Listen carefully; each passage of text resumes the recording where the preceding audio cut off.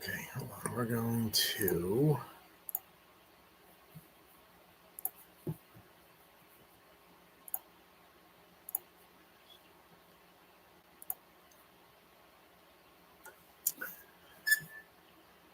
All right.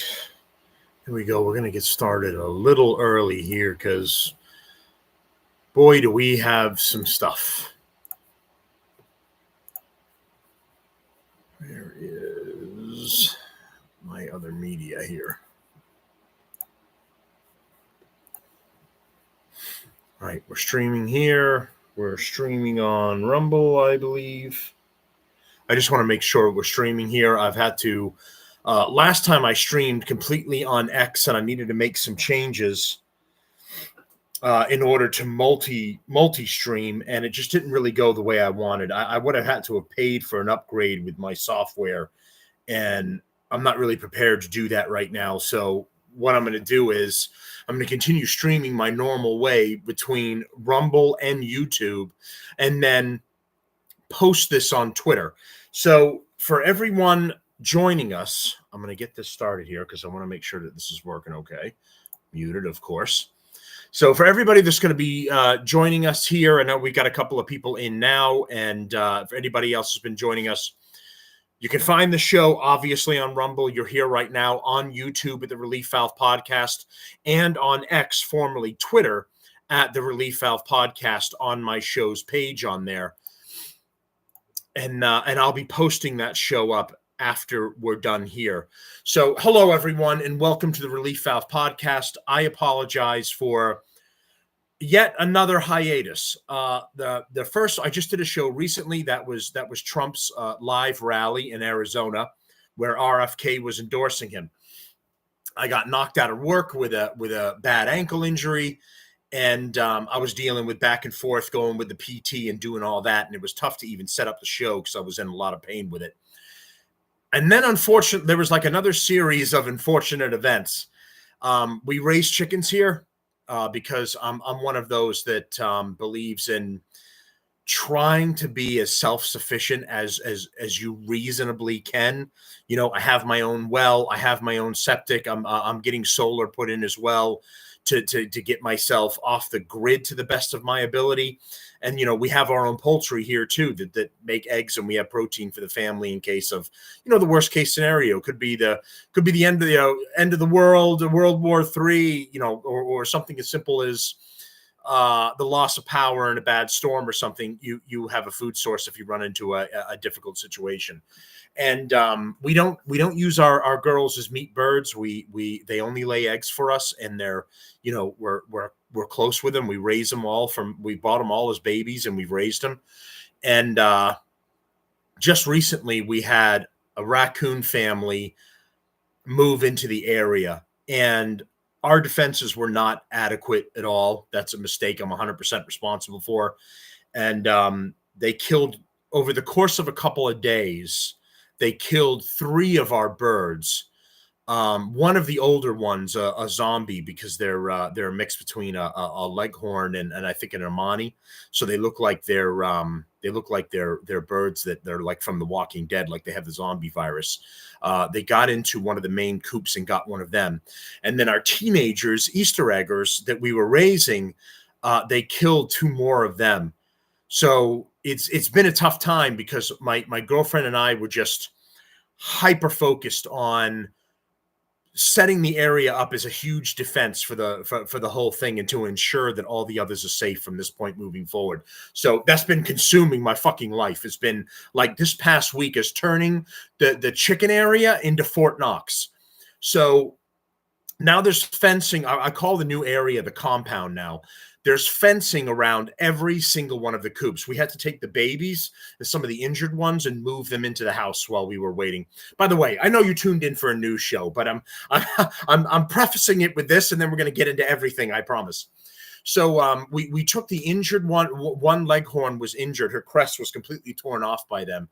And we put her with the babies because she was recovering, and we moved them into the house.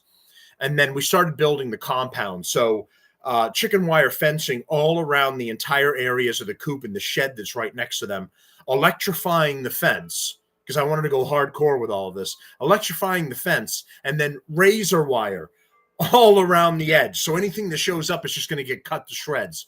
So, I went as far as I could go with all of this to ensure that all of the girls are safe. And then I've just been buying extra Ring cameras and setting up our ability to watch the whole area in case these fuckers come back. Because truth be told, I wanted to kill them when they showed up, and they haven't tried since I set up the defenses. So maybe they've given up, but I can breathe a little easier now that we've had one rooster who's kind of a coward.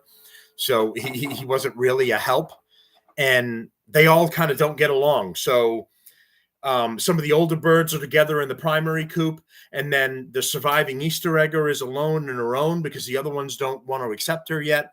And then the injured one and the babies are there because they attack the injured one, because chickens are omnivores, so they'll go after greens, and they'll go after living things too. And if they sense weakness, they attack it. So the injured one is like a surrogate mom with the babies, and we have to have them split up between 3 different kind of a primary coop and 2 kind of makeshift ones to deal with it until we can eventually put the entire crew together. So I finally got them done, and I finally got peace of mind, and I can breathe a little easier now, and I can get back to the show. So again, and I guess everyone that's kind of followed the show has gotten used to this to a degree. It's like I keep up with everything. I do the show, I get some news done, and then I drift off for like a week or 2 while I'm dealing with some fucking bullshit, and then I'm back again to catch up with everything. So I'm back. Thanks for everybody for sticking around, and I appreciate it. Welcome back to the Relief Valve Podcast. With the account I was able to create on X, with Elon taking over the leftist purge, my page got kicked off of it for saying that transgenderism is a mental illness and a man can't be a woman and vice versa. And of course, some tranny got upset about that and complained. And of course, the leftists were very happy to remove my page completely.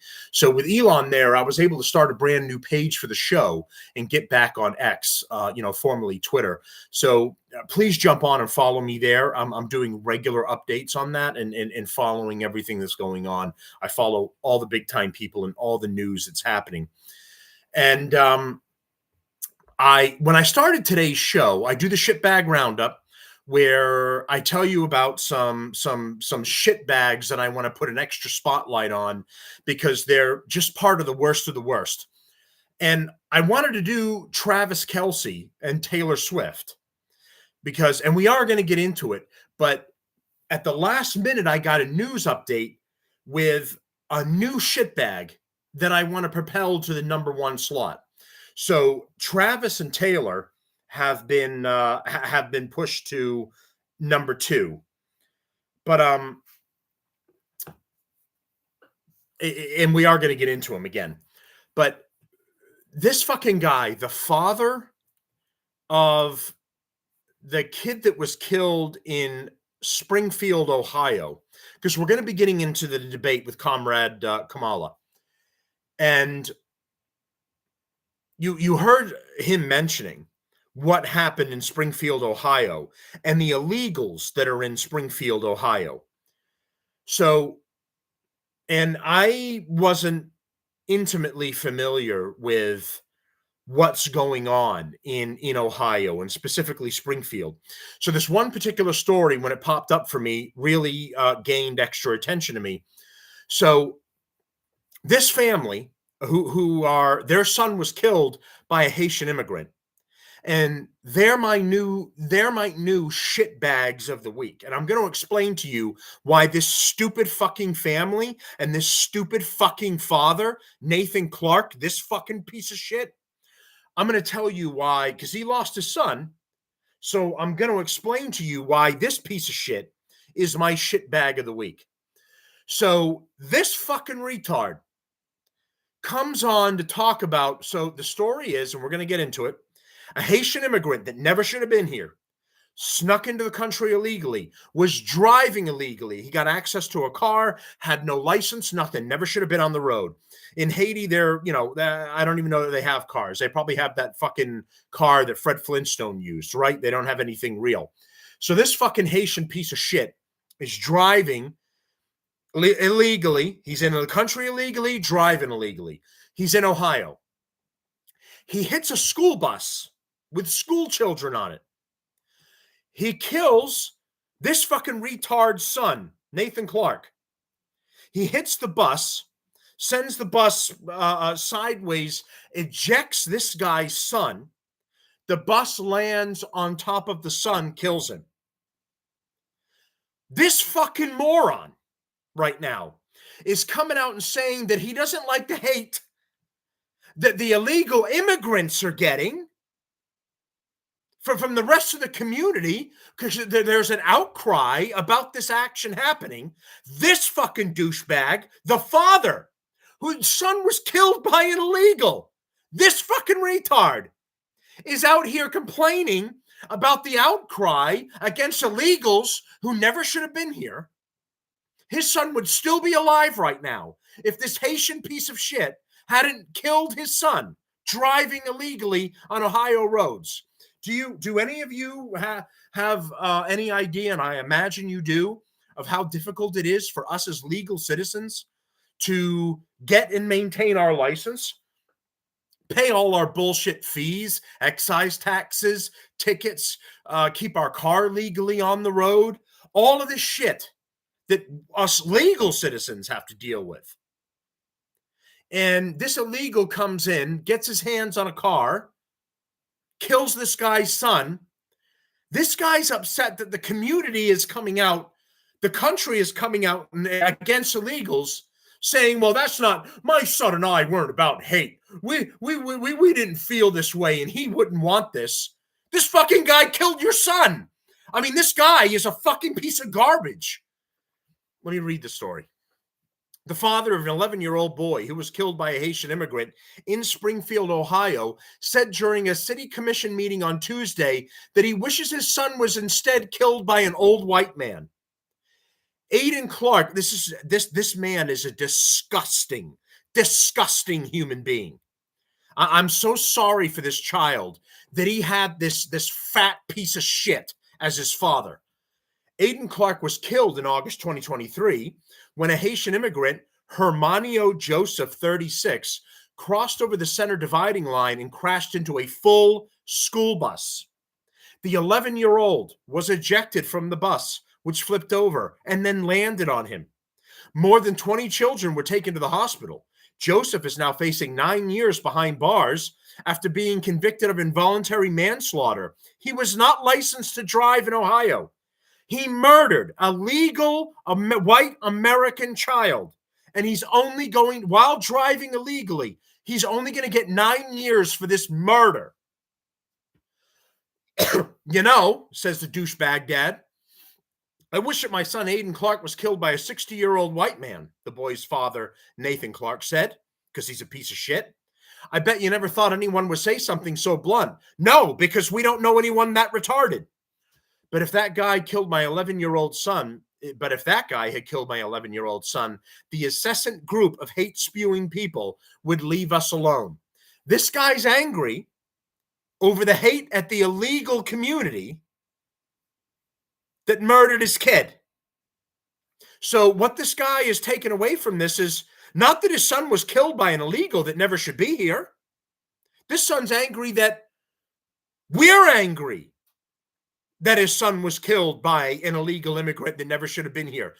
The American citizens as a whole are more upset about the murder of this guy's son than he is about his son. That's what this appears to be for me. Here is a picture of his son right here holding a trophy. He was a baseball player. While everyone's arguing over cats, remember Aiden Clark was killed by a Haitian migrant in Springfield. They make it seem as though our wonderful Aiden appreciates your hate, that we should follow their hate. Clark, who is a teacher, a douchebag, probably douchebag leftist teacher. This is why teachers are such pieces of shit. Not all of them, but there's a fair amount of leftist moron teachers like this idiot dad that is the reason I've completely lost faith in the teachers union and the teaching community because of morons like this guy, like this father. And look what you've done to us. Speaking of morally bankrupt politicians, Bernie Moreno, Chip Roy, J.D. Vance, and Donald Trump, who have quite properly spoken out about an illegal murdering his son, he's angry at Chip Roy, J.D. Vance, and Donald Trump. They've spoken my son's name and used his death for political gain, the father continued. They can vomit all their hate they want about illegal immigrants. This guy loves the illegal immigrants that murdered his son. This is a fucking next level retard that I've never seen in my life. That an illegal, a human being kills your son, and you're upset that other people are angry at the guy that killed your son. I mean, this is, if someone can explain this to me, that would be great, because I can't fucking figure this out. My son Aiden Clark was not murdered. Yeah, he was, dumb fuck. He was accidentally killed by an immigrant from Haiti. That's an amazing statement. He was accidentally killed by an immigrant from Haiti. What he should have said in that statement was he was murdered by an illegal immigrant that never should have been here from Haiti. It continues. The father added, in order to live like Aiden, you need to accept everyone. Well, you can't live like Aiden anymore, asshole, because an illegal immigrant killed him, and you're a dumb fuck. Springfield has garnered nationwide attention in recent weeks following viral complaints from residents about the massive influx of Haitian migrants to the relatively small community. Republican politicians have amplified residents' concerns and criticized the current administration for the unprecedented border crisis. Here's the dumb fuck father here. Best interest to be here after recent comments. You know, I wish that my son, Aiden Clark, was killed by a 60-year-old white man. I bet you never thought anyone would ever say something so blunt. But if that guy killed my 11-year-old son, the incessant group of hate-spewing people would leave us alone. The last thing that we need is to have the worst day of our lives violently and constantly shoved in our faces. Look at this. The mom, I'm assuming that's the mom, looks like she doesn't even give a shit. The dad is acting like someone that wasn't even actually this kid's dad. I mean, my assumption, and I don't even know these scumbags, this has got to be one of the worst left-wing idiot families I have possibly ever encountered in my life. It is disgusting to me. I'm a father. I have 2 children.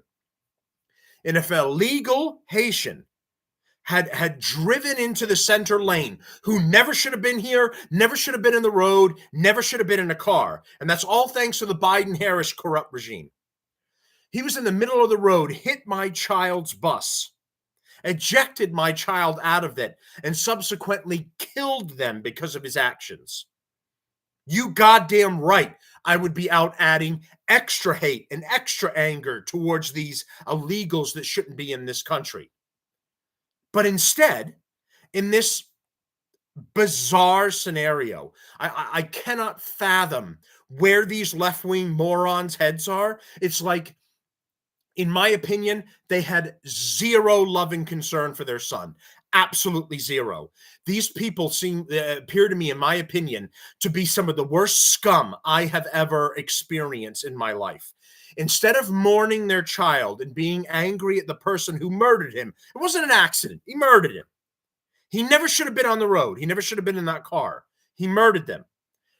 They're here upset at the outcry from the community. If anyone can rationally break this down to explain this family's thought process, I would love for you to attempt to do that for me. You can reach the show at reliefvalvepodcast@aol.com, or you can even comment on this video at YouTube at Rumble. Please explain to me the rationale. But even that's not good enough for them. They take it one step further. They make it seem as though our wonderful Aiden appreciates your hate, that we should follow their hate. And look what you've done to us. We have to get up here and beg them to stop. Look at the mom pretending to be sad. As a political tool is, to say the least, reprehensible for any political purpose. And speaking of morally bankrupt, Politicians, Bernie Moreno, Chip Roy, J.D. Vance, and Donald Trump, they have spoken my son's name and used his death for political gain. This needs to... It's not political gain. They're talking about the problem that exists that should be very obvious for this fucking moron. We have an illegal immigrant problem. The corrupt Biden-Harris regime have allowed illegal immigrants to pour into this country and harm tax-paying citizens. That includes these two dumb fucks right here. And one of them murdered their son. And the only thing he's concerned about is that Trump, J.D. Vance, Chip Roy are talking about this and talking about that it's a problem. Now, any one of you that are a parent at all, that you have children at all, if I had an illegal immigrant drive in the middle of the road, hit my kid's bus, eject my kid out of the window, and then the bus flips and lands on my kid, yeah, there's a problem. It's bad enough if a legal driver that lived in the state had some sort of accident and hit the bus and killed and injured children. It is compound interest on top of that it was an illegal that never should have been here, ever. Because if they had followed our laws and they had come into the country, he would have attained a driver's license. He would have learned to drive and learn the rules of the road that we all have to do and we all have to deal with and spend all of our money and deal with all the bullshit of it. And this accident would have been avoided.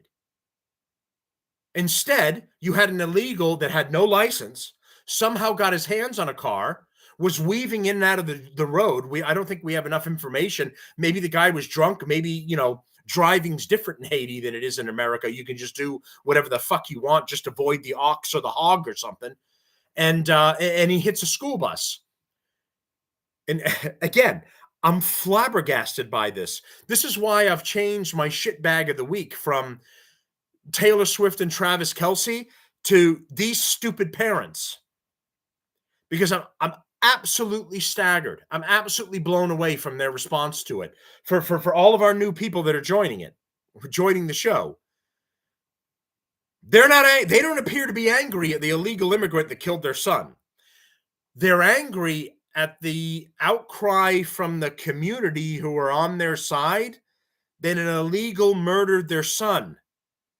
And these two left-wing morons, I see the wife and I see a leftist idiot right off the bat. And this guy's a teacher. I guarantee he's a left-wing trans your kids idiot teacher. I guarantee this is a radical left-wing family. They're upset that the community is upset. Stop now. They can vomit all the hate they want about illegal immigrants, the border crisis, and even untrue claims about fluffy pets being ravaged and eaten by community members.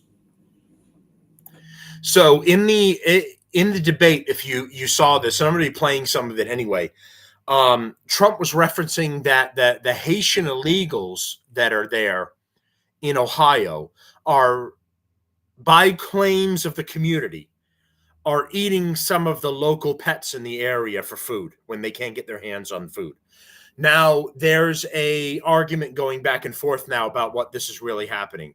Some town council member has claimed, he's probably a left-wing shitbag, but some town council member has claimed that's untrue, that's not happening. But let me tell you folks something about Haiti. There is cannibalism in Haiti. Haiti is absolutely dirt poor, suffering. They not only eat local animals, but they eat each other as well. There was a story a little while back about a local warlord who was his nickname was actually barbecue for filleting his enemies over an open fire and burning his enemies and whoever to death. And do you imagine he's cooking them to make them suffer, or could you imagine that something further is happening? So now we've got crazy illegal Haitians who are not doing well or are not welcome in their country or coming here. And then you believe that it might be far-fetched that they're living in tents or hovels around the community and they're not trying to eat whatever animal that they can find, I don't find that a stretch. I know the left is trying to make a joke of it. I know they're trying to claim that that's not real. The shitbags on ABC that were doing the debate were trying to claim that that was debunked and it wasn't real. Knowing what I know about Haiti, and you can do your own homework and you can look into it too, that is not out of the realm of possibility that they are running into people, finding people's pets, grabbing animals off the street and cooking them and eating them if they have no home, no place to go, and they're just squatting wherever in Ohio. So again, this guy's claiming it's a lie. My personal opinion, I'm calling it bullshit. He has no fucking idea. In fact, he's on the illegal side, and the illegals killed his son. So this guy is not someone that you can use as a viable source of information at all. However, they are not allowed, nor have they ever been allowed to mention Aiden Clark from Springfield, Ohio. I will listen to them one more time to hear their apologies. To clear the air, my son, Aiden Clark, was not murdered. He was accidentally killed by an immigrant from Haiti. This tragedy is felt all over this community, the state, and even the nation. But don't spin this towards hate. In order to live like Aiden, you need to accept everyone. Choose to shine, make the difference, lead the way, and be the inspiration. What many people in this community and state and nation are doing is the opposite of what you should be doing. Sure, we have our problems here in Springfield and in the U.S., but does Aiden Clark have anything to do with that? Yeah, he was killed by an illegal that's fucking up your community, you fucking retard. You know that an 11-year-old boy could be passionate about gardening, that he could haggle for a better price at a yard sale? All right, so that's the moron dad.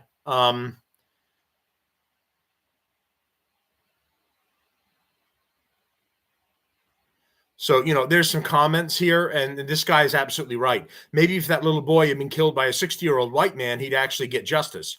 A 60-year-old white man is one of the few demographics left that are actually still held accountable for breaking the law in this country. 100% correct. Illegals aren't held accountable. This guy, for injuring and murdering children, is only getting 9 years. At least if they're conservative. My heart breaks for his father and family. Mine doesn't. His father and that wife are fucking retards. However, this entire situation isn't anyone's fault but the Joe Biden, Kamala Harris administration. That is 100% correct.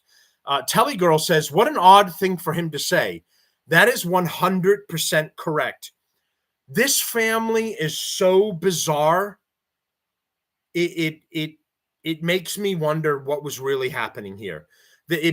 I'm surprised this kid wasn't trans or non-cis or like completely fucked up in the head.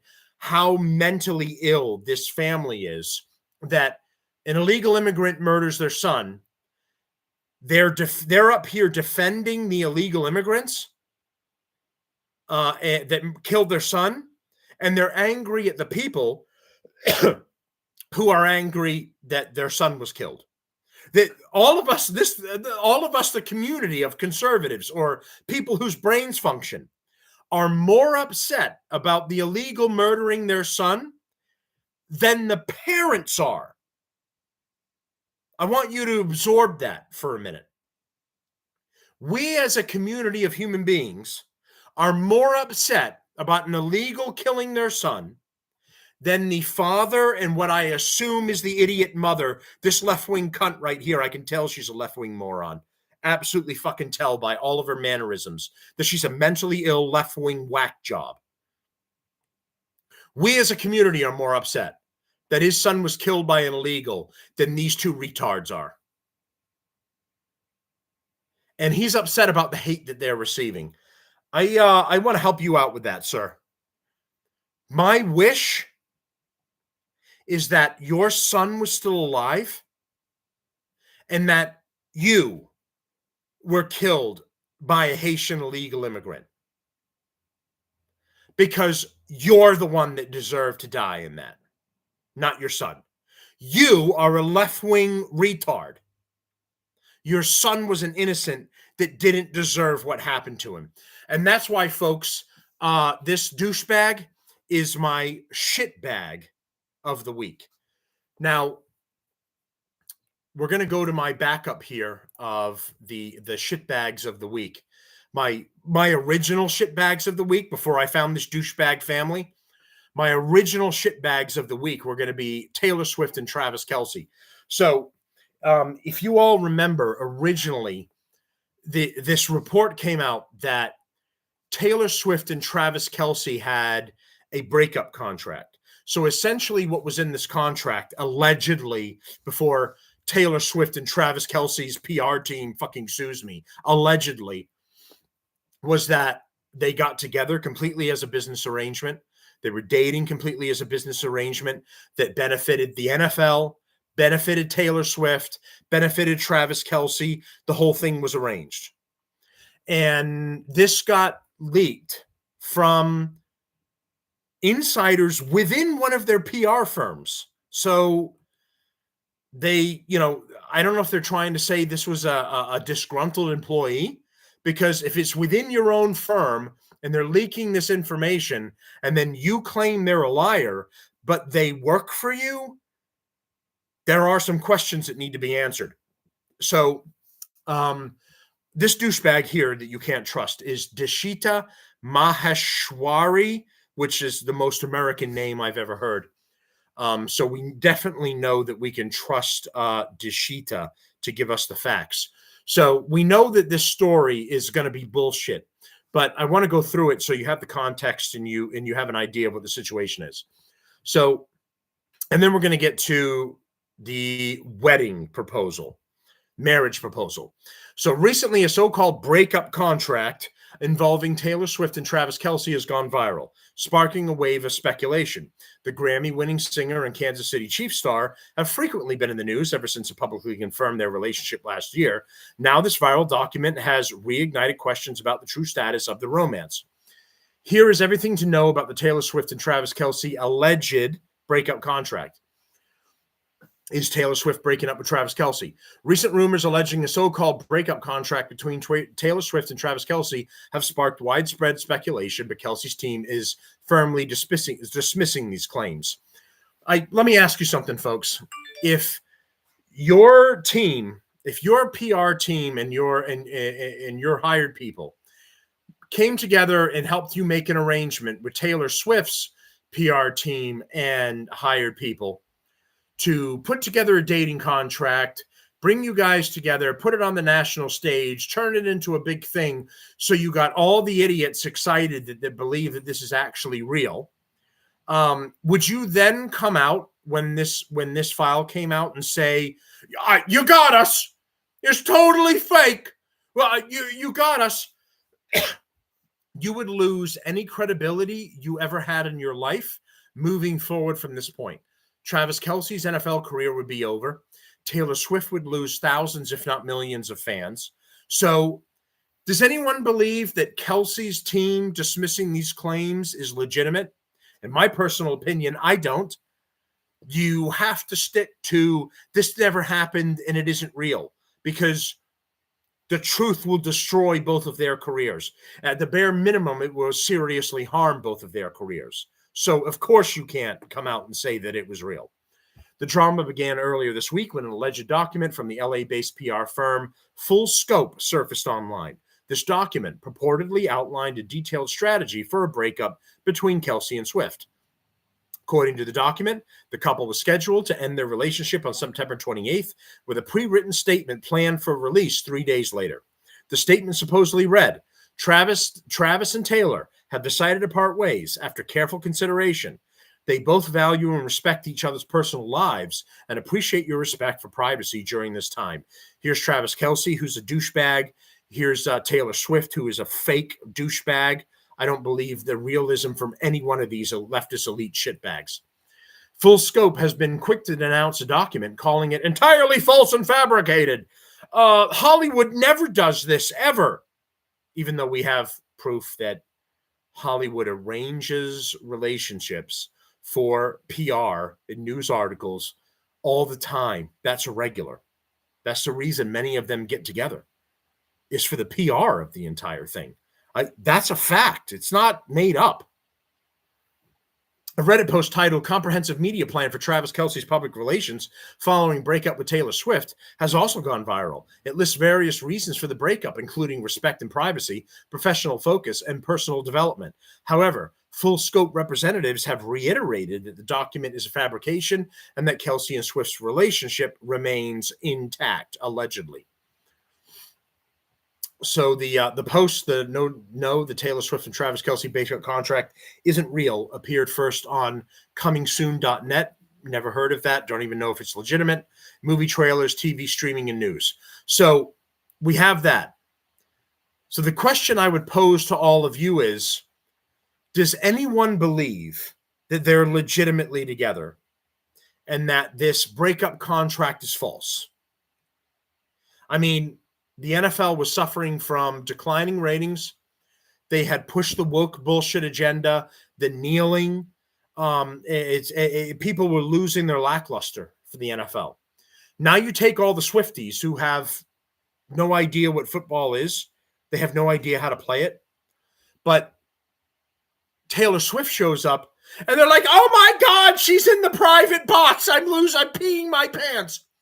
And then you set it up so that the Chiefs can win the Super Bowl, and they have this awesome romance where Taylor Swift flies back from her European tour, ends up in the private box with Kelce's family, and shows up to watch Travis Kelce. Very conveniently, him and his team win the Super Bowl. Now, if you don't want to put your tinfoil hat on, if you want to say, well, that's all very convenient and all ridiculous, that's up to you. But it all seems, in my personal opinion, very convenient to me that they have their little love fest. They boost NFL ratings because all the Swifties who have no idea how to even pick up a football decide that football is important, and then watch the Chiefs also very conveniently win the Super Bowl and have this little love thing going on in order to boost a love situation for the Swifties, boost ratings for the NFL.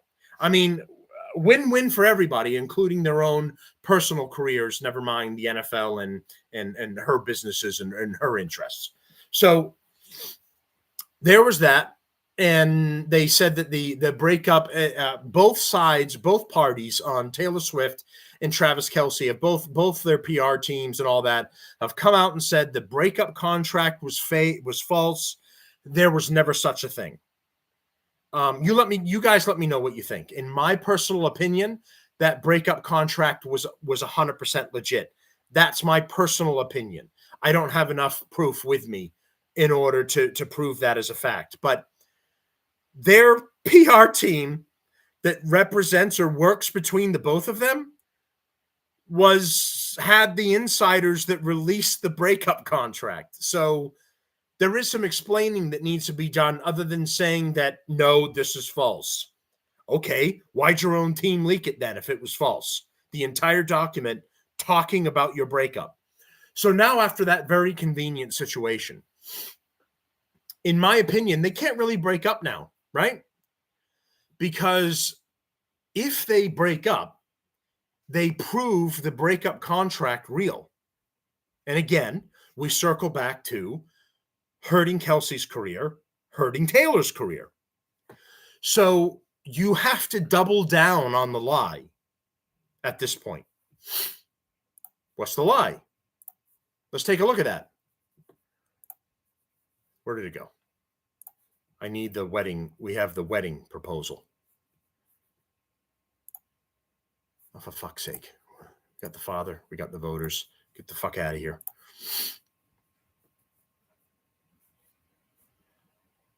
Where the fuck did it go? The wedding proposal. I lost it. Hold on, everybody. Bear with me. We got the debate. We got the live streaming.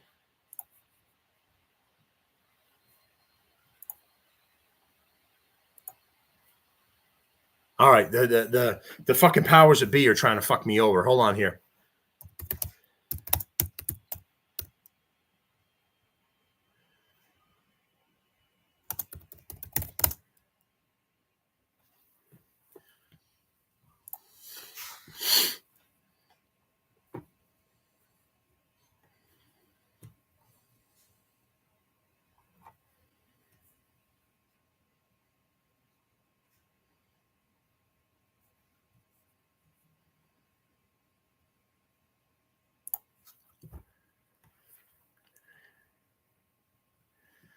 So they were in Rhode Island, and he proposed to her on the beach. That's the story I had, and he just fucking upped and walked away. It's very inconvenient.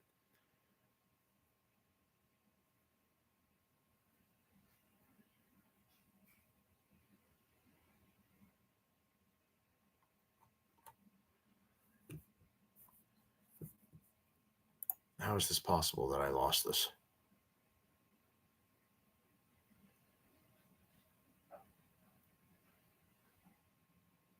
Where did this go? All right, bear with me. I know it's a very, very professional show. No, this isn't it. This isn't it.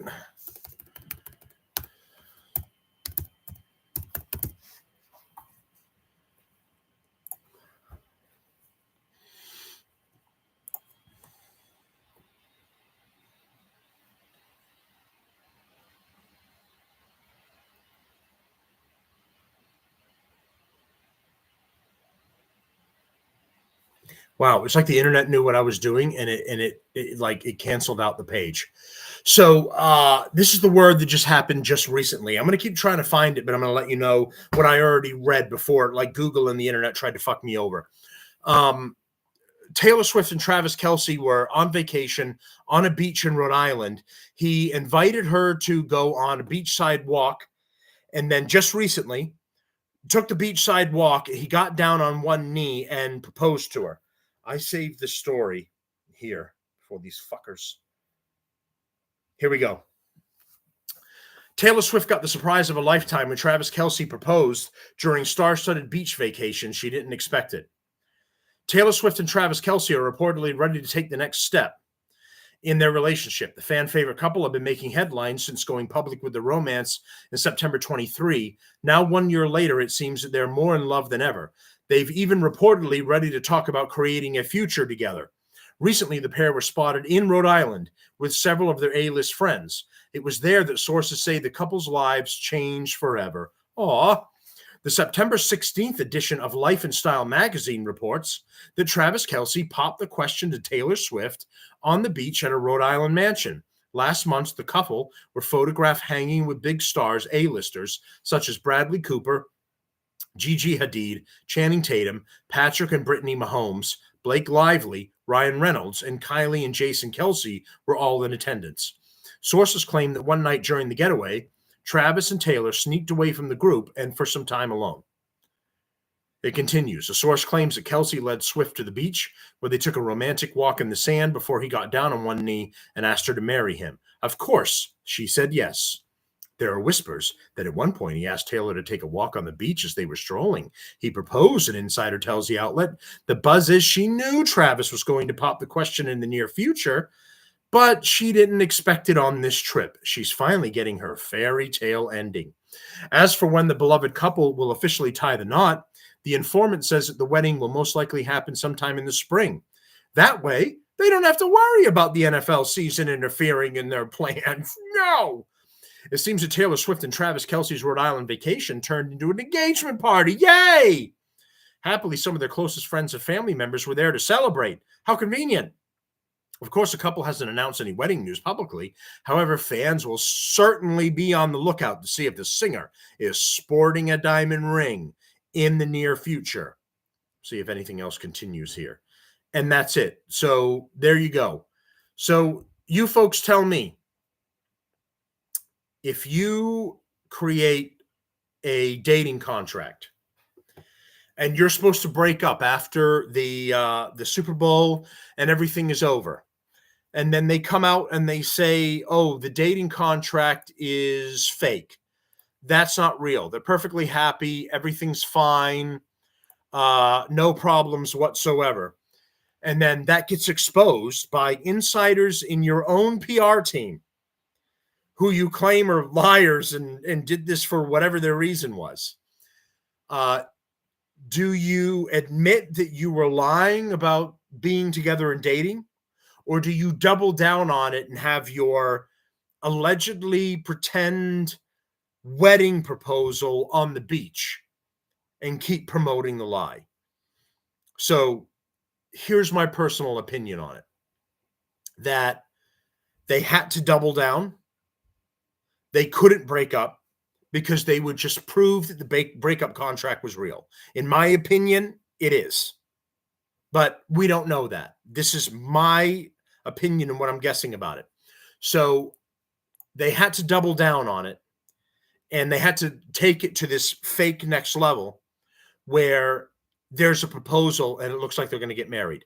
So now they're engaged, and I have a strong feeling they give it a little bit of time, and then all of a sudden, the engagement falls through and things didn't work out. It's just life got in the way and yada, yada. And then that way they can distance themselves safely from the breakup contract, and they don't get mired in the controversy of how they set up the entire thing.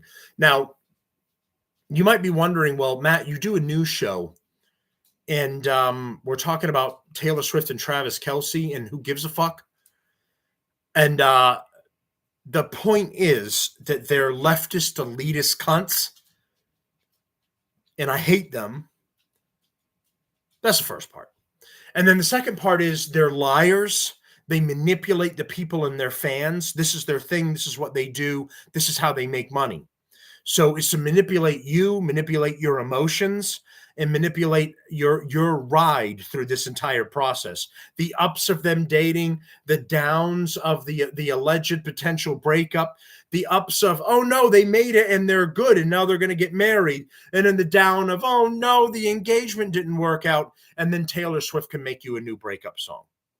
So my point is, do not give these people your money. Do not give these people your support. They're fake. They do all this to string you along, to make money off of you and make money off of publicity of fake stories and situations like that. But hey, before Travis Kelce or Taylor Swift's PR team sues me, this is just an opinion. This is just my opinion. But I have a feeling that some of you folks are kind of aware of this. So it might be interesting to talk about. But other than that, don't waste your time with these leftist elitist cunts. They're all fake. They're all pieces of shit. And they all think that they're better and know better than you. All right. So the final part of the debate here. And this is a difficult part. I was pretty frustrated with last night's debate. In my personal opinion, and we're going to get into this, in my personal opinion, it didn't go well for Trump. The problem is he ended up, the Democrats did what they do best. They cheated. They threw in a brand new, even though they had their people who were supporting Dementia Joe. They threw in their new candidate at the 11th hour, and they're trying to pretend that Kamala is this. You just had no idea. She just wasn't in the limelight. You didn't really know. Kamala is really a wonderful person that has the most amazing ideas, and you're going to hear all about it. She's going to give you everything for free. She's going to fix all of the problems that her and Dementia Joe have created, because in case you lost track of what's going on, because life has been pretty hectic, they are currently in office, and they are currently the people who are fucking you over. Your groceries are higher because of Kamala and Joe. Your gas is higher because of them. Your house, your mortgage, all of your related expenses are more because of the piss poor decisions they're all making. But they would like you to believe that really it was just Joe. And Kamala has been hiding in a corner somewhere, not allowed to make important decisions. She was supposed to be the border czar, and she never went. But now her new message is she's all over the border like white on rice and a paper plate in a snowstorm. She's gonna shut that shit down faster than you ever seen. But in the meantime, while she's been part of the Biden regime, she never went there. She had no interest in going there. And she's been perfectly fine with illegals who killed that kid I just told you about, pouring into this nation and doing harm to tax-paying legal citizens. But you just don't know her. She's got the plan of plans, all the plans, the major plan. So Trump agreed to this debate on ABC. I disagreed with it. I understand what he's trying to do. he's agreeing to go on these left-wing shit legacy media broadcasts in order to try and reach the other side of the aisle, the other side of the voting base, so that they can better hear what he has to say. I get it. You're not going to get as many of them if you do a debate on Fox News or something like that. So, and then also he's egotistical and narcissistic too. So am I. Anyone that has a talk show like me and a podcast, they're all the same, because there's no one that's like super low key and humble that's going, I have an opinion, but I really want to put it online and tell the entire planet. Anyone that's doing a podcast, I don't give a fuck what they say to you. Anyone that's got a podcast has got that to one degree or another. That's the reason they've got the podcast news show or whatever, and they want to put it out there. Yeah, they feel strongly about their beliefs, but they also have a tinge of that too. And Trump has this. So he's like, bring it on. I'll fight you on ABC. I'll fight you on CNN. I'll fight you anywhere that I'm at a disadvantage. And the problem is that all these left-wing legacy shitbags, these liars, are 100% ready to shoot him down, call the truth that he's saying lies, and attack him. Because all of the left-wing legacy media are all in the Democrats' pocket. They're pushing the Democrat agenda. They're all supporting Joe. And then when they stabbed Joe in the back, they immediately turned around and started patting Kamala on the back. And they're like, Kamala, how can we help you? And how can we make this work for you? So they're all 100% on board with supporting the Democrats. So Trump's in enemy territory when he's doing this, and he's at a disadvantage. And the other problem is Kamala being just an absolute trash bag human being. In this whole debate, she was basically, look at her face, her mannerisms, how she's always looking at Trump all the time, making stupid faces and putting her hand down and being like, what? Yeah, whatever. Through the whole thing, she's like a 15-year-old high school girl throughout this entire debate. She likes to think that she's an alpha female. That's why her husband's a beta male faggot, because she has to be in charge of her household. No one can debate her. No one can tell her she's wrong. There have been reports from inside her own camp, her own vice president support team, that she yells at them, degrades them.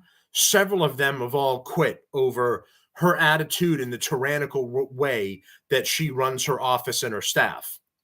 She looks at herself as an alpha female who has to run everything, is always in charge, is always right. And then that's how she composes herself, even though she's a professional failure. She's a professional moron. She has no original ideas.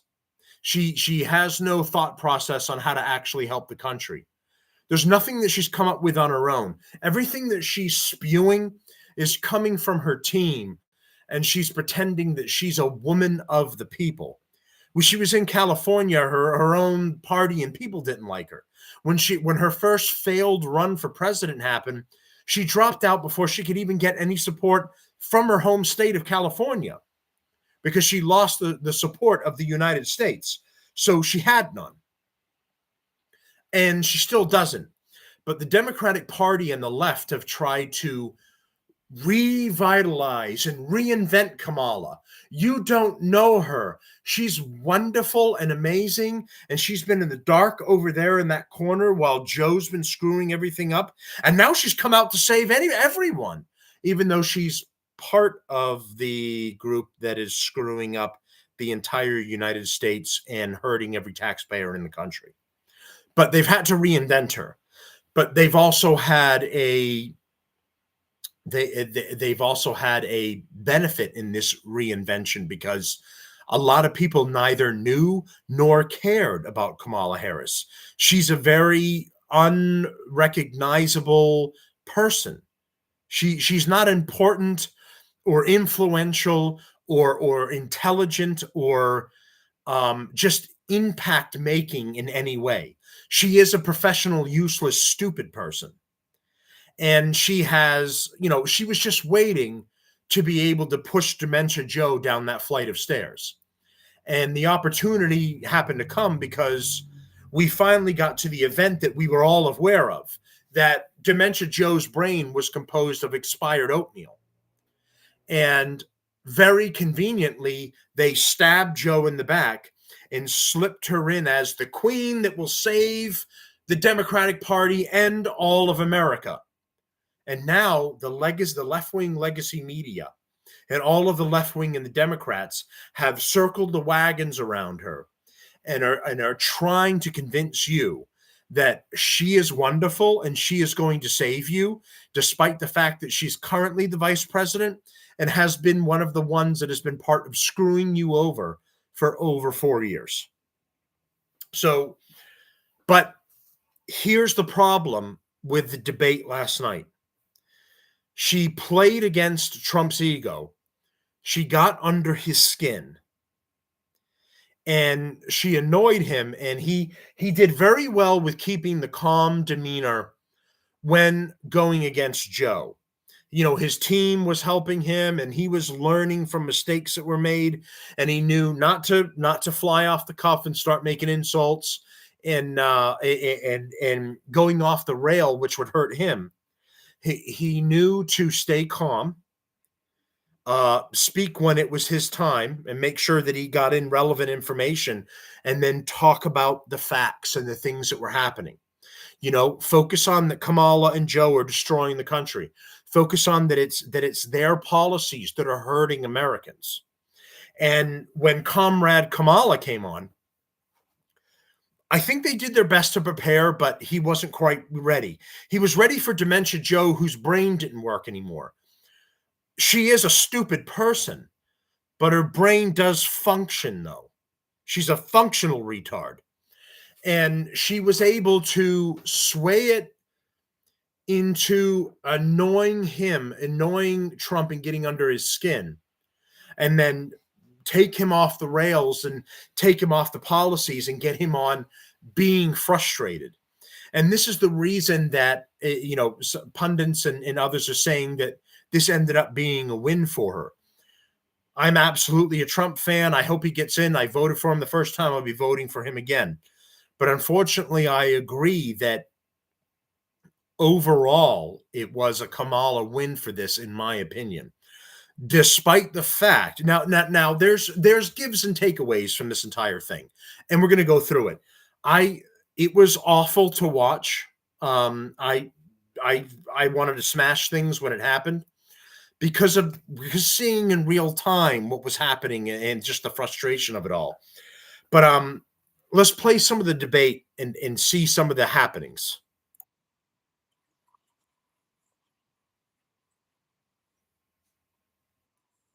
All right, sorry guys, I got a shit commercial because YouTube fucks you with commercials instead of letting you watch what you want to watch. Okay, let's skip this garbage. Some shit game that nobody wants to play. So you'll notice when you're watching the debate that the whole time, instead of really looking at the camera when she's talking, she keeps looking at Trump, and she keeps making stupid faces all the time. Fuck off.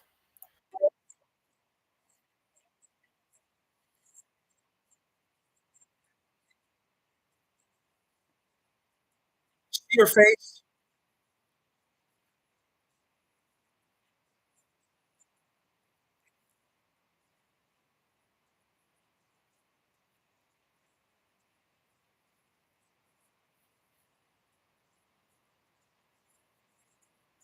First of all, I hate her nasally leftist California cunt. We have a plan, and it's that I know better than you. And then I can't stand her fucking nasally voice. It's awful. So just to give you a little pretext to all of this, the moderators who are just left-wing ABC shitbags that are completely biased, they start by asking her one legitimate question. It's about all you get throughout this entire debate. But they start by asking one legitimate question, and it is the American people are frustrated because they believe that things were better under Trump than they are currently with this administration. So they asked her, can you say that things are better now than they were 4 years ago when Trump was in office? And there was an opportunity there to really see that the Biden Harris regime has been fucking everybody over. And I don't think they play this in this clip, but she begins after getting that question to go into a word salad of nothingness, which she's great at. Talking about what could be, unburdened by what has been. No one has yet to figure out what the fuck she's talking about. But her Venn diagrams and her electric buses, she is very good at nonsensical word salad garbage. And it means nothing because she has nothing. She doesn't have a plan. She doesn't have a policy. She doesn't have a clear message for the American people. So you get the word salad of, I believe in the opportunities of the American people and them being able to do that thing. Yeah, so the fuck are we. But what the hell are we going to get from you, you dumb bitch? Nothing. That's the answer. But let's continue. No fucking shit.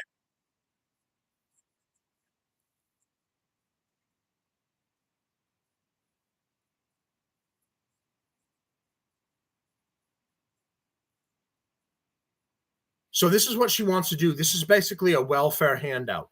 When she says she wants to give a $6,000 tax credit to families, and she's going to explain her bullshit at this point. This is not to you and I who have kids currently that are grown up that we're raising. This is to, and this is why I say the welfare program, because this incentivizes people to have children, because then you get your welfare handout. You get your $6,000 for having a whole bunch of children, which is what they do for these moms who shack up with like fuckboys and losers who they pop out kids because it increases their welfare amount, their EBT amount, whatever. So her plan is to give a $6,000 tax credit to brand new families that are just having babies, not to the rest of us suckers who have kids and are paying a ridiculous amount in taxes right now.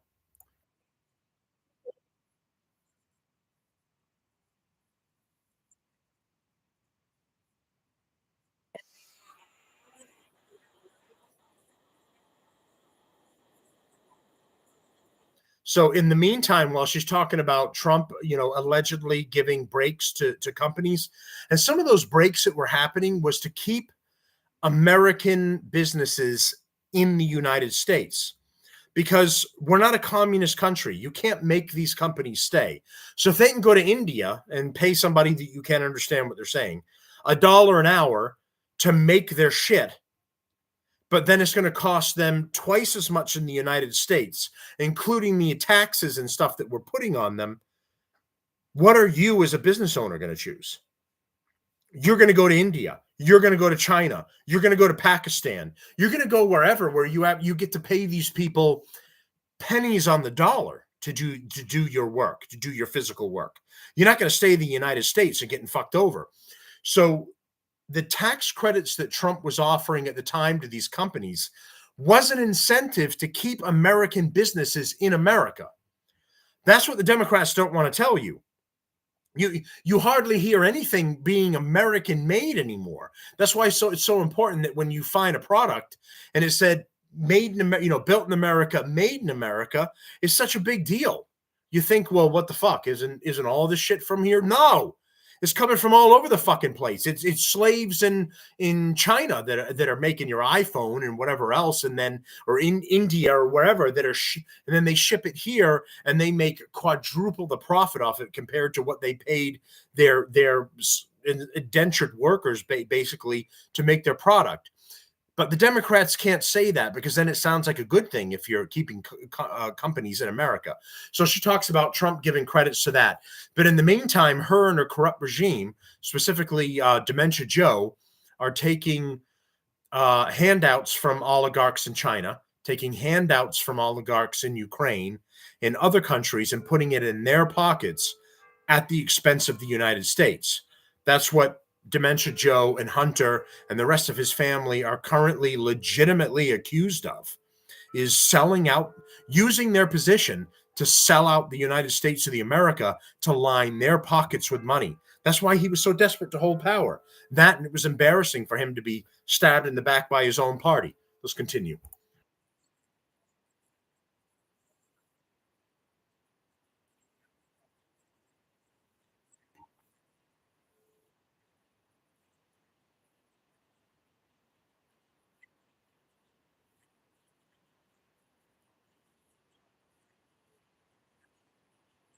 And that's because of the corrupt Biden Harris regime.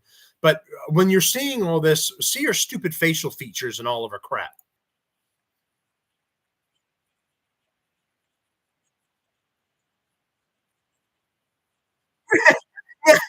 No, it's not. Me and my friends were looking at you at lunch, and we agreed that you're a jerk, and we wanted to throw a crouton at you. Just stupid 15-year-old high school bullshit from her.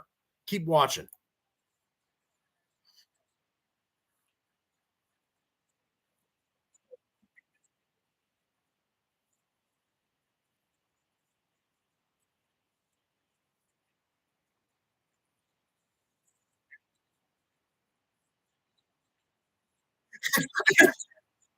I don't know what she's talking about. My friends don't like your friends.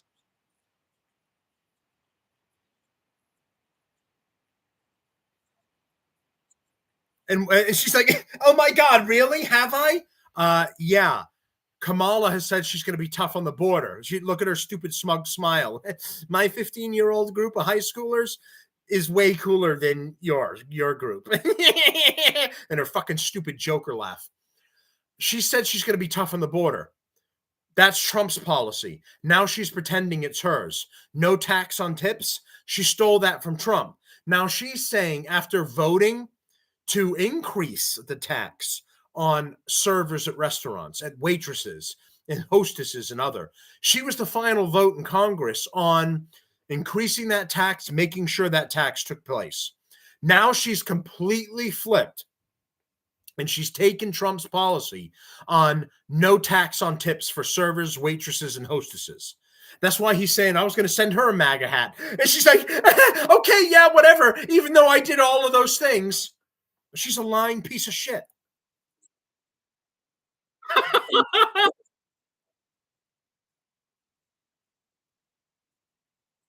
Oh, I am I? Yes, you are, you cunt. You want to give everything to everybody. She's talking about equity and equality for everyone. That's the communist regime. You'll have the same TV. You'll have the same car. You'll have the same house or apartment. You'll be equal and have everything else that everybody has. You know what she'll have at the top? The communist leader, her and Bernie and the others, all of the money, the castle in the mountains, and they'll be lording over all of you. That's the failed communist agenda, and that's her agenda. That's what she's been pushing under the guise of equity and equality and a fairness for all the American people. And then she's smiling about it while Trump's talking about it.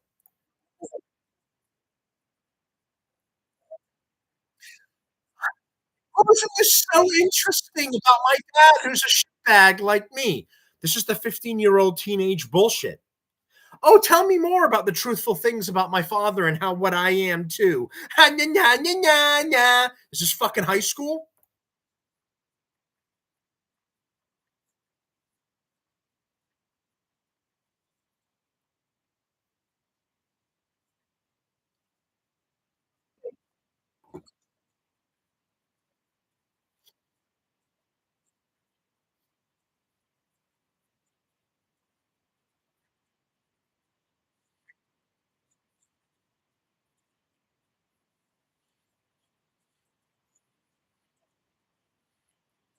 100% correct.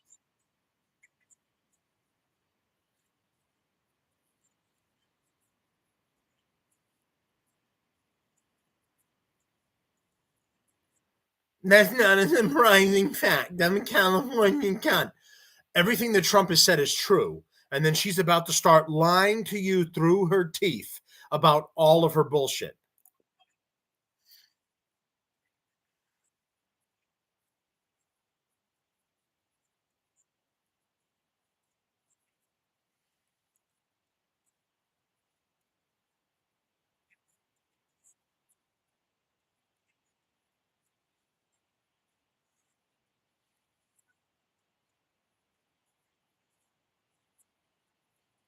It's not healthcare. If you want to kill your kid, it's not healthcare. If it's rape, incest, or something, then it's healthcare as far as saving the mother's life from a difficult situation. The Democrats want you to believe if it's too inconvenient to have the kid, which you put yourself in that situation by having sex with the fuckboy as well. They have their own responsibility too. But the Democrats like to call it healthcare and put this nice little pretty bow on it. It's not. It's killing your kid because it was inconvenient to have the kid. They put it under the guise of healthcare.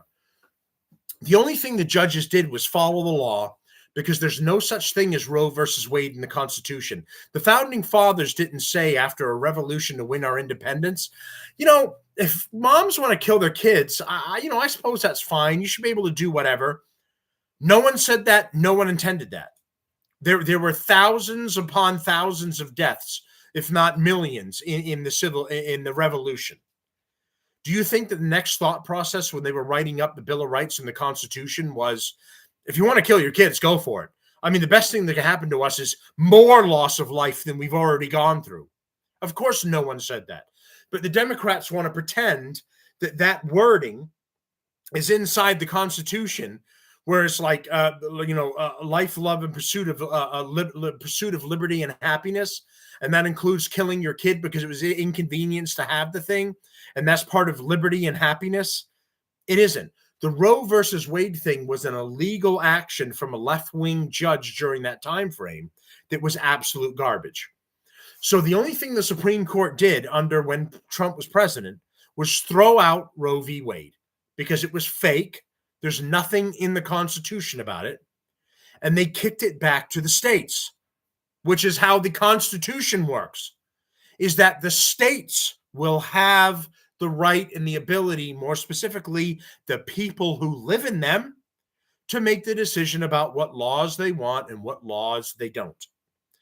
The Democrats have turned this into, attempted to turn this into a huge issue over, you've turned it into women aren't allowed to do what they want to do. That's not what happened. If California's an abortion sanctuary state, you can go and kill every kid that you want to kill in California. New York's a sanctuary abortion state. You can kill every kid that you want to kill in New York. No one said that you can't do it there. These stupid people of California and New York decided that that's what they want. They want open-end abortion, kill the kid up till they're 40 years old, living in their own home, and you've gotten tired of having them in your life. You can go ahead and abort them. That's what the Democrats want. Kill the kid whenever you feel like. They could be 35 with their own apartment. Kill them anyway. They're an inconvenience. The states decide this. You don't need Roe versus Wade for it. The people that live in the state will vote and decide their laws. The federal government is not supposed to lord over the rest of the country like a king. That's the whole point of the founding fathers fighting for their independence. No longer have a king, no longer have that lording force on high that's telling you what to do with your life. Let the people who live in the state and vote in the state decide how they'd like to live their life. So the only thing that getting rid of Roe versus Wade did was kick the decisions back to the states. And then the taxpayers of those states could make the decision on how they want things to go. But the Democrats want you to believe that that Trump and the Republicans took away the right to abortion, and you're living in some tyranny and you're not allowed to do it anymore. It's completely untrue.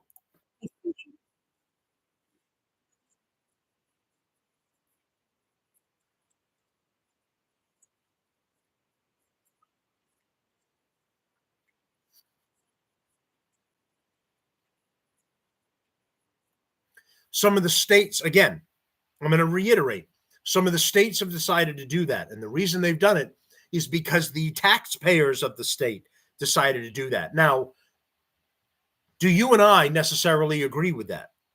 No, I think if a woman has been raped, the victim of incest, or the baby is having a baby is a threat to her life, yes, that woman has to have options. I do believe in that.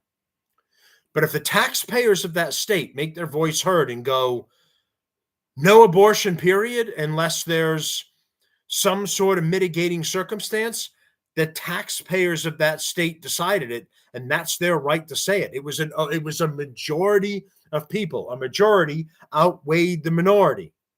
They voted, they made a decision. It has nothing to do with Trump. It has nothing to do with the Republicans. It's the taxpayers of that state, and they utilize their vote and their rights to make that decision. We don't necessarily have to agree with it. If Vermont decides tomorrow to outlaw cheese or maple syrup or something, right? Things that they have there, make money off of, have commerce. If the tax-paying voters of Vermont decide to make it illegal, that's their right to do. And we can go, well, they're fucking morons, because that's their bread and butter, making money off these different commodities. But if the taxpayers decide that they don't want their state to participate in one thing or another anymore, that's their decision. If you don't like it, you can be one of the ones that speaks out against them, or you can leave the state if you don't like what's happening there. But you don't have to stay in and go, but I don't like it. It sucks. Well, either fight back against it or leave.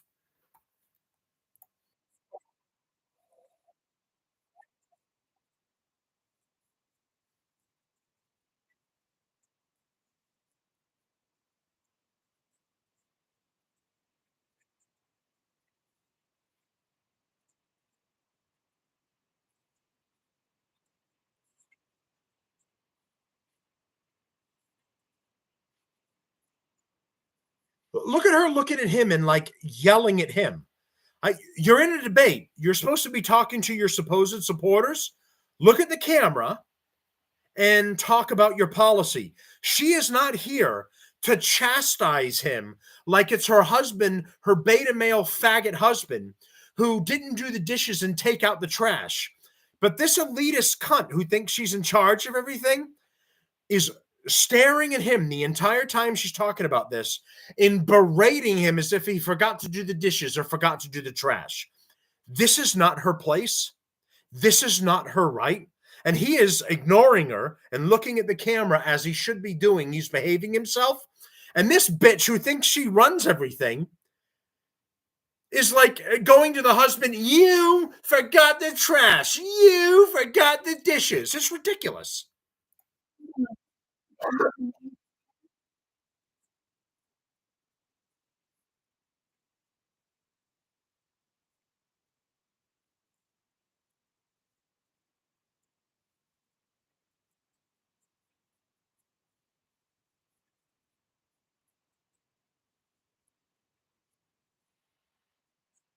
Like, how dare she turn around and debate him as if these stupid women who made these decisions, or these independent people who did their own thing, somehow has something to do with him.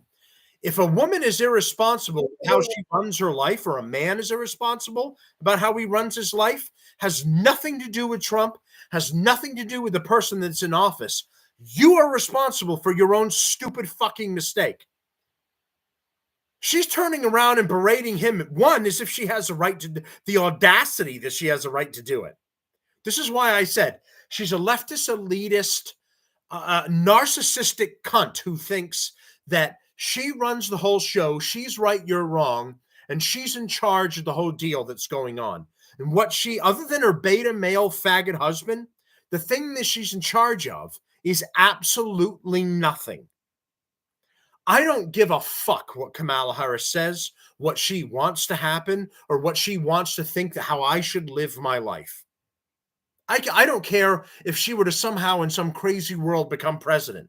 I could give a shit less what this bitch thinks. But from her point of view, she has the right to attack you, berate you, talk down to you, and tell you what she believes you're doing wrong and that you have to fix. This is how crazy and narcissistic this bitch is and how she thinks.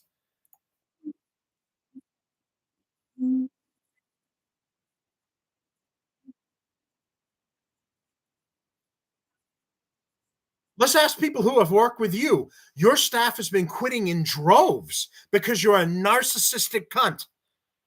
And her staff has been quitting because of who she is and how demanding and how she talks down, just as she's doing and portraying this. You got two sides of Kamala Harris. The 15-year-old high school girl that's making stupid faces. What? Yeah, whatever. And then the other one that talks to you and goes, you didn't do the dishes. You didn't take out the trash. You're bad. This is how she's talking to everybody that disagrees with her. It's ridiculous.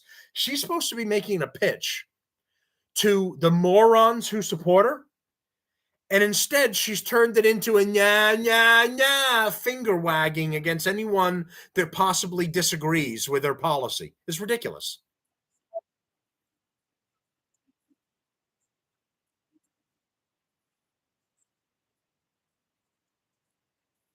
All traitors who turned on Trump. That's who she's referencing.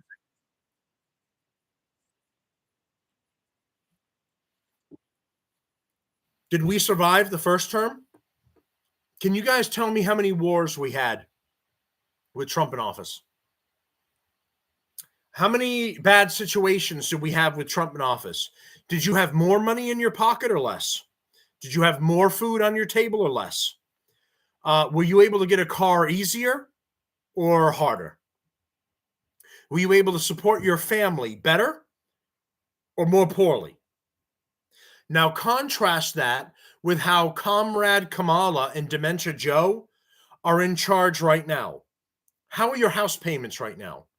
How are your apartment payments right now? How's your food bill? How's your car bill?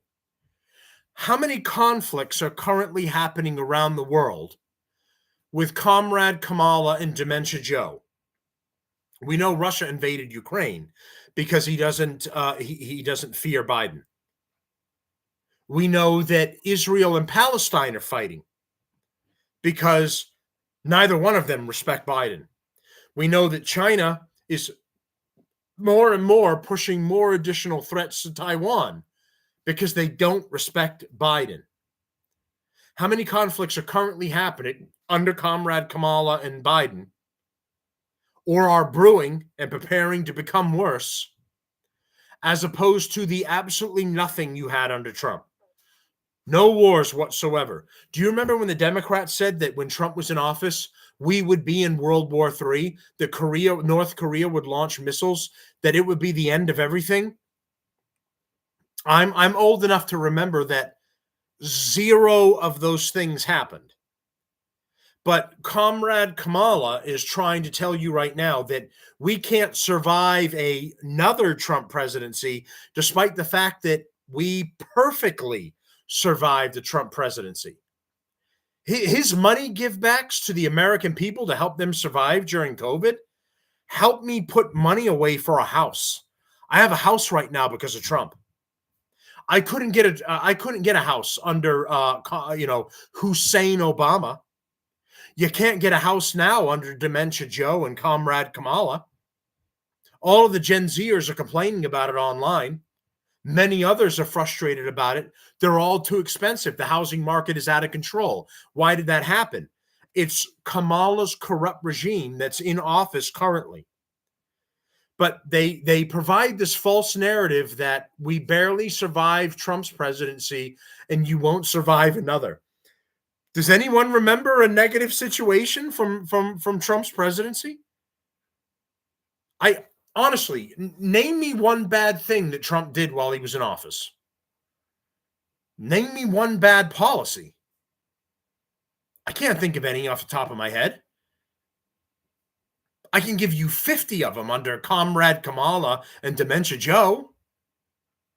From transing the kids to shutting down pipelines, to stopping drilling, to making sure that we're not self-sufficient, to making sure we have to rely on other countries, communist countries like Venezuela, Iran, and Russia before the conflict started, for us to get our oil, and then pushing the Green New scam, claiming that the earth is going to die in 6 years.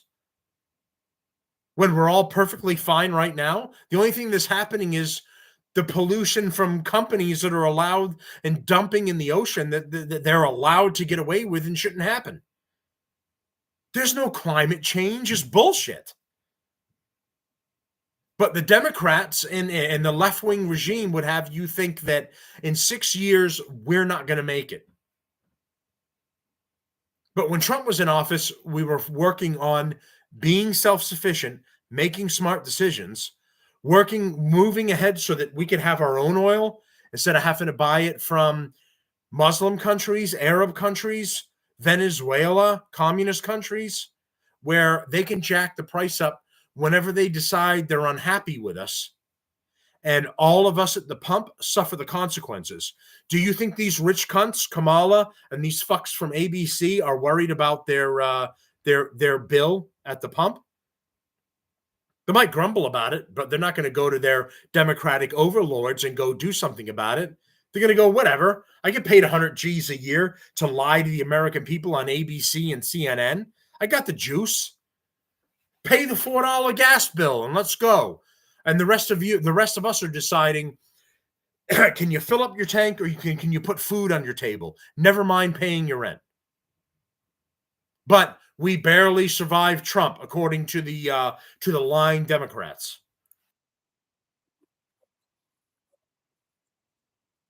Because they were all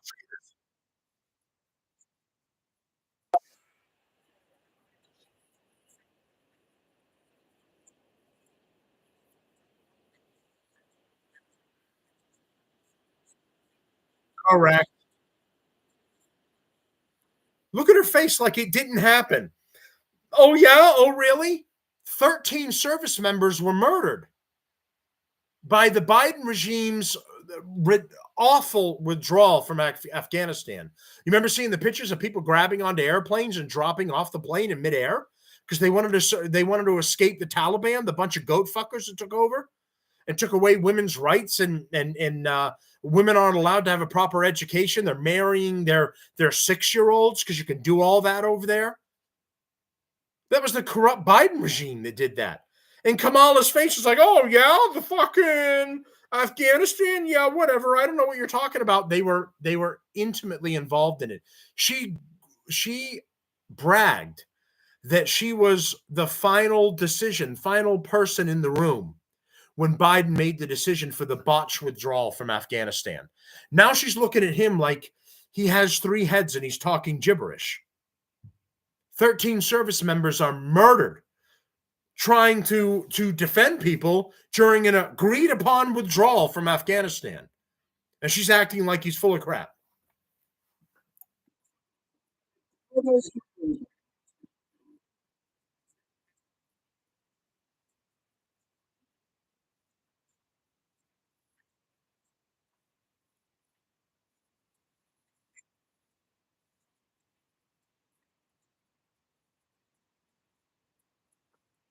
He never said that. She's, again, blatantly lying. The Democrats are the ones that want to burn the Constitution and make up their own rules and their own shit. They hate that people care about the Constitution and that they go by it. They hate that they're limited by it. If they could change everything and put a tranny on every street corner, enforce all of this stuff on your kids and your families, they would absolutely do it, and they would burn the Constitution live on TV if the Democrats and the left had their way.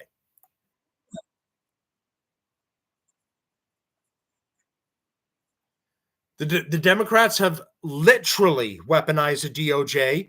They've gone after Trump. They've gone after American citizens. They weaponized the DOJ to go after parents who are upset that they were trying to show genderqueer books to their children to show their sons how to suck dick in these books. How a man could be with a young boy, how you could transition. These were in school libraries. Not a regular library where you could go and say, I don't want that garbage. It was in the school's library.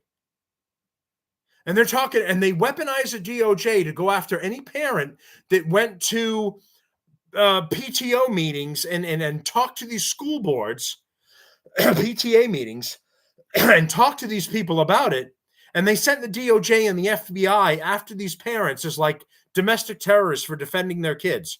So this lying piece of shit is talking about Trump weaponizing the DOJ when they are currently weaponizing the DOJ against Trump and the American people. These are the lies that are spouted by the left and by the Democratic Party. This is why shows like mine, and I'm not trying to talk about myself. I'm talking about anyone that does a podcast, anyone that's trying to get real information out to you, not just me.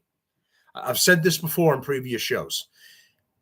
I don't expect everybody just to watch my show and then only get your news here and never listen to anyone else. I have always said, go get your news source from other places. Go to a Daily Wire, go to a Steven Crowder, go to a Dan Bongino, go, anything like that. OAN. You don't just have to stick with me. Go get your news source from other places and really get the real deal about what's going on. You cannot trust ABC. You cannot trust CNN. You cannot trust any of these left-wing garbage media sources. Even for Fox News has got their own agenda, okay? They'll push Republicans that don't have your best interests in heart. You can't trust the legacy media, period. You have podcasters like myself who I'm a regular Joe. I'm not getting paid by anybody. The Republican Party isn't putting money in my pocket. I don't have a special agenda or somebody that's going, hey, push this issue. The state of Israel isn't paying me to defend Israel or any of this other bullshit that gets put out there. I'm a regular tax-paying guy that's frustrated about getting fucked over by the radical left and the Democratic Party. And I'm speaking to you as a taxpayer who sees the bullshit in all of this, and I'm trying to do my part to share it with all of you. And it's independent, in my opinion. It's independent podcasters that you should get your news from. I follow other podcasters. I follow the Daily Wire. I follow Louder with Crowder. I follow Dan Bongino. Right? I get it from multiple sources while also being involved in this and doing my own thing. And I encourage you guys to do the same thing. If anybody said to me, well, I'm only going to follow your show and I'm not going to do anyone else, I would say, find other sources and do it. Even when they play clips and they show you the radical left and the Democrat shitbags lying to you, it's important to see those clips of the Democrats lying, of Kamala lying right here, so that you see that the lies that are coming out blatantly, they don't want you to believe your lying eyes. They want you to believe their twisted lying words. And don't focus on what's right outside your window where the illegal is raping your neighbor's daughter or driving into a school bus and killing your kid. And they're hurting taxpayers and they never should be here. Don't believe that. They're all really good people and you're just a racist. Get your news from independent podcasters like myself. Regular people who are on the ground, they're living this, they're seeing this, and they're seeing the real deal. This is where you need to get it because ABC, who's hosting this, is lying to you. CNN is lying to you. Kamala and Dementia Joe are definitely lying to you. The Democrats are lying to you. And there's Republicans out there that you can't trust either.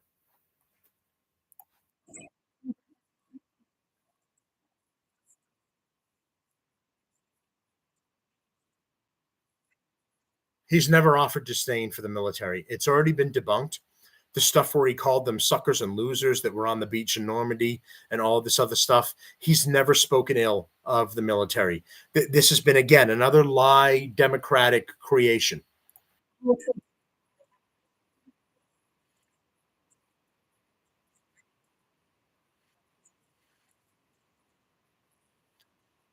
That's correct.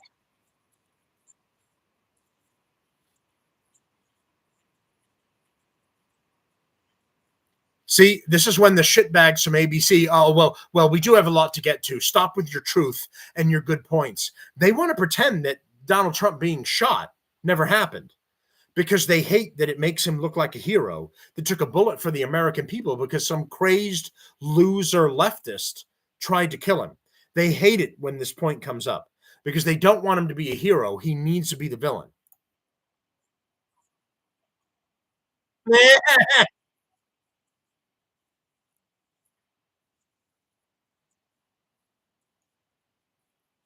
Not true. Dementia Joe was caught with documents inside his garage with his Corvette, unlocked, sitting in a box. Anybody could break into that garage and steal confidential documents that he never should have had, not as a congressperson, and he also wasn't authorized to have them as a vice president. Only the president can have documents like that after he clears them and takes them for personal use. So once again, another lie, more bullshit. What Trump had was authorized. He was allowed to have it. They weaponized the GOJ and went out of their way to go after him, to make him seem like a villain, to have documents that he was legally allowed to have as president of the United States.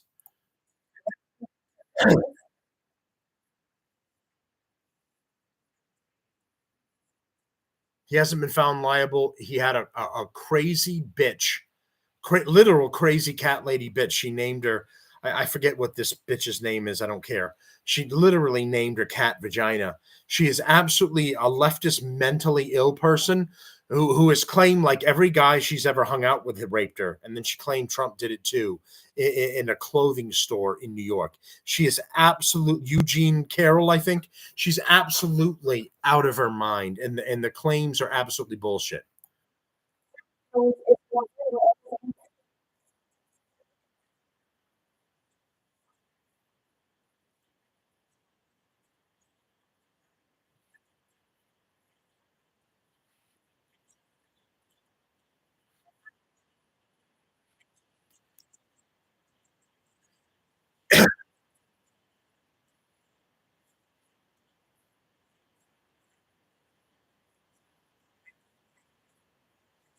No, she supports the people waving the Palestinian flag in the streets of the United States, claiming death to America, America sucks. That's who she supports. She's pretending to have Israel's back. She doesn't.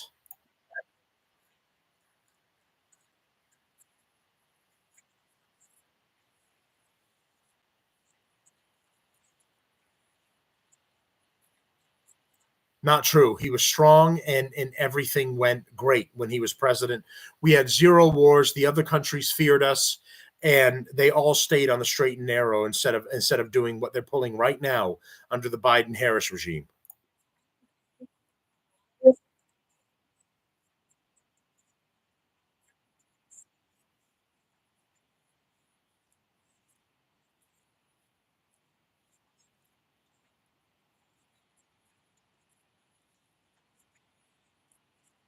That's not true. He said if NATO's not willing to pull their weight and pay their fair share, that he's not going to push all of American forces into defending Ukraine all by ourselves. NATO needs to do their part. We pay more money than all the other NATO nations. And what he was saying, what she's lying about again and again and again, is that NATO needs to do their part and do their fair share to do defense, not us all by ourselves. It's not our job all by ourselves. And he's not friends and likes these dictators. He understands that they're the leaders of their country. As a leader of America, you have to deal with them. And he understands that they're the leaders of those countries, and you all have to find a way to deal with each other and coexist. And they do the exact same thing. They just don't like to talk about it.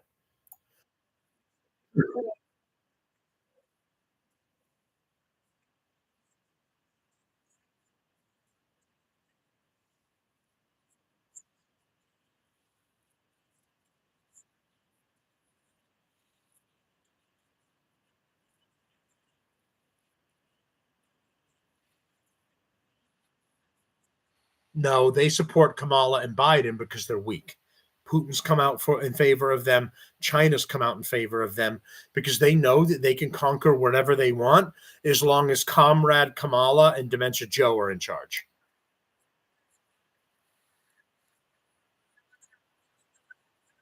Again, her berating him like she's got the fucking right to do it. He's following the rules. He's behaving himself. He's looking at the camera. This bitch is looking at him and yelling at him like he forgot to take the garbage out. She has no fucking right. She's a moron, a scumbag, a liar, and she has no clue what she's doing, no clue about foreign and domestic policy. She is a professional, useless person.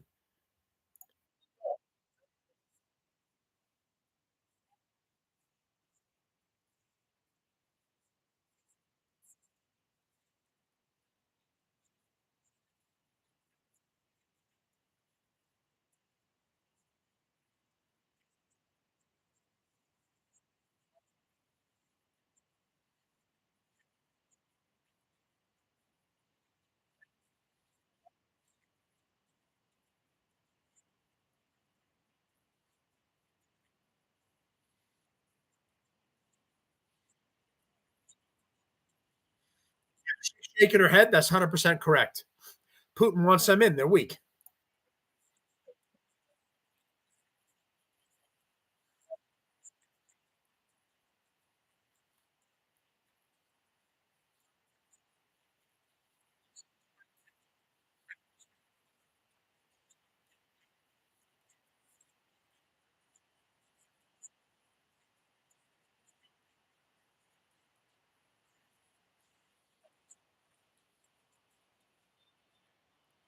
Correct. So that's the gist. The thing was garbage. You don't want to watch the whole hour and a half, whatever it was, because it's just it's gut wrenching shit. So, in my opinion, future debates need to go somewhere like to a Fox or something else where the moderators are going to ask tough questions to Comrade Kamala instead of like live fake fact checking Trump and calling him a liar and then kissing Kamala's ass. So that's what needs to happen. I hope Trump or his team aren't watching this, I'm sure, but if they were, I would hope that that's what they're going to do. I know that he wants to be tough and he wants to fight them on their own turf, but they're liars and they're cheaters and they're scumbags on their own turf.